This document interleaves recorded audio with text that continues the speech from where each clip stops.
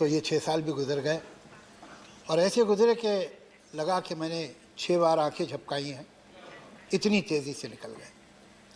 लेकिन इस तेज़ी में भी जो कुछ देखने को मुझे मिला वो मैं ज़िंदगी भर अपने दिल में, अपने जहन में संभाल के रखूँगा। वो बड़ी कीमती चीज़ है। मैंने यहाँ लीडर ऑफ द ऑपोजिशन और उसके बाद leader of the house Shri Arun Jaitley की स्कॉलरली स्पीचेस सुनी। मैंने यहाँ चिदम्बरम साहब और कपिल सिब्बल साहब का इनके साथ डिबेट सुनी। मैंने यहाँ बिंद्रा करात और सीताराम येचूरी की पैशनेट और लॉजिकल तकरीरें सुनी। मैंने यहाँ श्री रविशंकर प्रसाद के विट को देखा।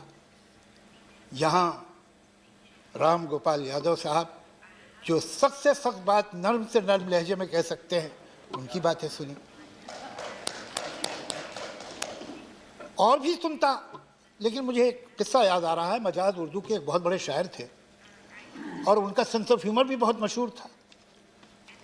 तो कश्मीर गए तो पहली बार किसी मुशायरे में, तो वहाँ किसी ने पूछा कि मजाज साहब आप पहली बार आए, यहाँ के कुदरती नज़ारे देखे आप, कैसे लगे? कहले भाई बहुत अच्छे लगे, और ये बीच में पहाड़ वहाड़ आ गए वरना और भी दिखाई देते। तो यही कह सकता हूँ कि बीच में बहुत सारे एडजॉर्नमेंट आ गए थे, वरना और भी तकरीरें सुन लेता। लेकिन खैर जितना सुना वो भी काफ़ी था। अब क्या फ़ायदा, मैं तो आपकी तारीफ कर चुका। जब ना रहे तो बेहतर जी। यहाँ जब मैं आया था तो एक ख़ास मकसद, एक ख़ास लक्ष्य लेके आया था। कुछ राइटर्स की, कंपोज़र्स के प्रॉब्लम थे इस मुल्क में कॉपीराइट के, और वही दुख लेके मैं आया था। मैं सोनिया जी से मिला अपने साथियों के साथ। उन्होंने हमें मनमोहन सिंह जी के पास भेजा। उन्होंने भी सुना तो उन पर भी उतना ही असर हुआ जितना सोनिया जी पे हुआ था। मनमोहन सिंह जी ने कहा कि देखिए हम आपका साथ ज़रूर देंगे, लेकिन आप अपोजिशन से, ख़ासतौर से बीजेपी से बात कर लीजिए, उनके बगैर आपका काम नहीं होता है। तो हम अरुण जेटली साहब के पास गए और मुझे थोड़ी हैरत भी हुई, खुशी भी हुई कि बहुत हद तक तो हमारा प्रॉब्लम जानते ही थे, लेकिन थोड़ी डिटेल हमने और दी। और जिस तरह उन्होंने रिएक्ट किया, उस दिन मुझे मालूम हुआ कि ये काम हो जाएगा। लेकिन ये बात मुझे बड़ी अच्छी लगी मनमोहन जी की कि उन्होंने कहा कि अपोजिशन से कर लीजिए, उनके बगैर नहीं होगा। ऐसा ही होना चाहिए। देखिए सरकारें तो उन मुल्कों में भी होती हैं जहाँ डिक्टेटरशिप है, सरकारें तो वहाँ भी होती हैं जहाँ शेखडम से और बादशाहते हैं, लेकिन डेमोक्रेसी में और इन हुकूमतों में फ़र्क क्या है? वहाँ सिर्फ सरकार होती है, यहाँ सरकार और अपोजिशन दोनों होते हैं। और सही किसी ने कहा है कि चमन में इख्तिलाते रंग बू से बात बनती है, कि खुशबू और रंग से मिल के चमन में बात बनती है। चमन में इख्तिलाते रंग बू से बात बनती है। हम ही हम हैं तो क्या हम हैं, तुम ही तुम हो तो क्या तुम।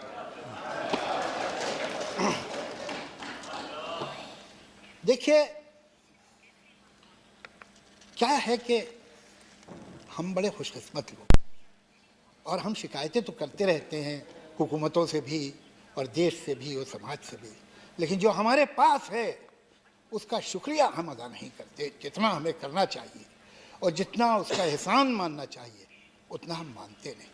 और वो है हमारा संविधान, हमारा कॉन्स्टिट्यूशन।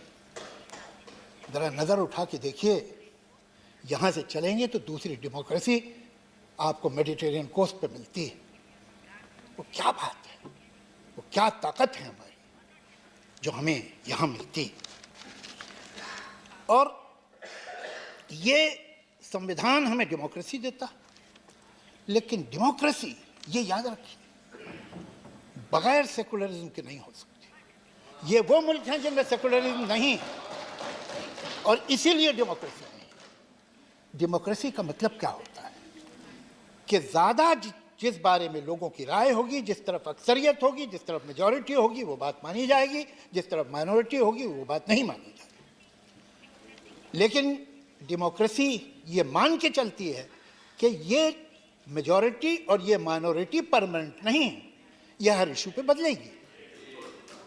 अगर कोई ऐसी परिभाषा बना दी जाए, अगर कोई ऐसी डेफिनेशन बना दी जाए मेजॉरिटी की और माइनॉरिटी की जो परमानेंट है, तो फिर डेमोक्रेसी तो उसी दिन खत्म हो गई। हम अगर सेकुलरिज्म की बात करें, हम अगर सेकुलरिज्म को बचाने की कोशिश करें, तो किसी एक वर्ग या दूसरे वर्ग पे कोई एहसान नहीं कर रहे। हमको सेकुलरिज्म इसलिए बचाना होगा कि इसके बगैर डेमोक्रेसी ही नहीं बच सकती। लेकिन मैं ऐसा विश्वास रखता हूं कि हमारे देश में ये बहुत बड़ा अचीवमेंट है, हमारे बहुत से अचीवमेंट। हम जब आज़ाद हुए तो शायद सुई बनाने के काबिल नहीं थे, आज हम एक इंडस्ट्रियल कंट्री हैं, बहुत बड़ी पावर है, बहुत बड़े अचीवमेंट्स हैं हमारे। शायद इससे भी ज़्यादा हो सकते थे, लेकिन जितने हुए वो भी बहुत थे। लेकिन सबसे बड़ा अचीवमेंट ये है कि हमने अपनी ज़मीन की धरती में जनतंत्र को उतार दिया।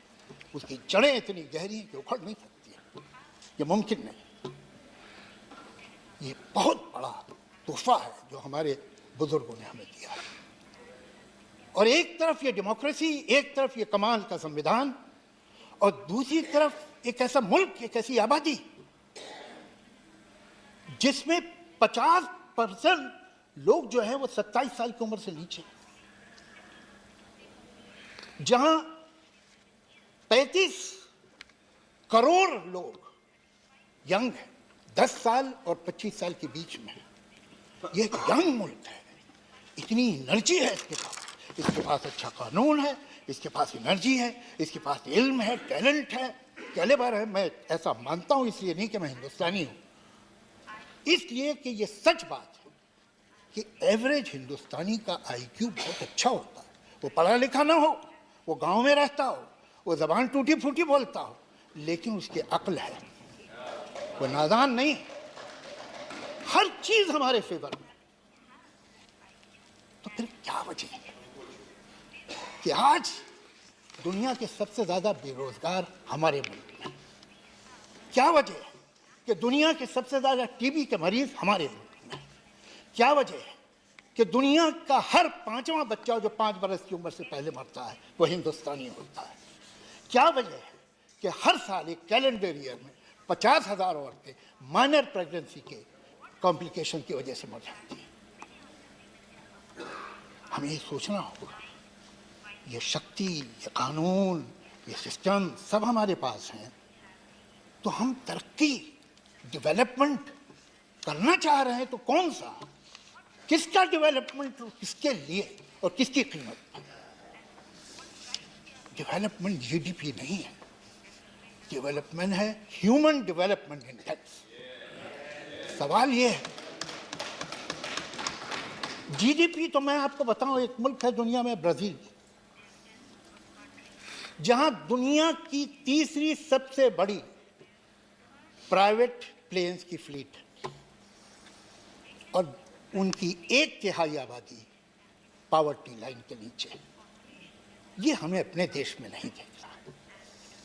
मैं ऐसा विश्वास रखता हूं कि कोई भी पार्टी हो, वो तो चाहती तो यही है कि इस देश का भला हो।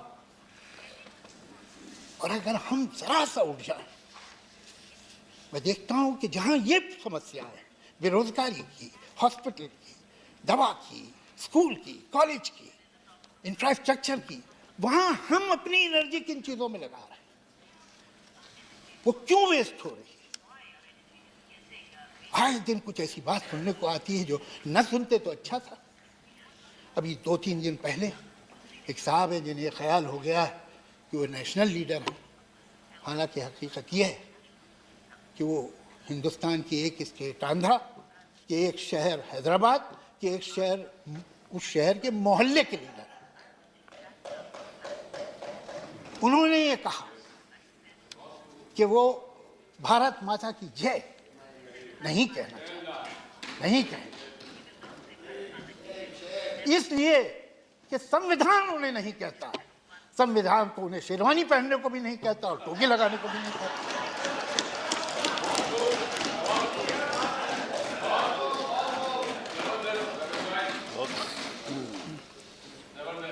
मैं ये जानने में इंटरेस्टेड नहीं हूँ कि भारत माता की जय कहना मेरा कर्तव्य है कि नहीं, ये मैं जानना भी नहीं चाहता, इसलिए कि ये मेरा कर्तव्य नहीं, मेरा अधिकार है। और मैं कहता हूं भारत माता की जय, भारत माता की जय, भारत माता की जय। कि कौन लोग हैं? मैं इस बात को और उनके इस ख्याल को जितने सख्त वर्ड मुमकिन है जो एक्सपंज न हो उनमें कंडेम करता हूं। और मैं इतनी ही सख्ती से एक और नारे को भी कंडेम करता हूं जो अक्सर हिंदुस्तान के शहरों में बोला जाता है, मुसलमान के दो स्थान, कब्रिस्तान या पाकिस्तान। मैं उसे भी कंडेम करता हूं।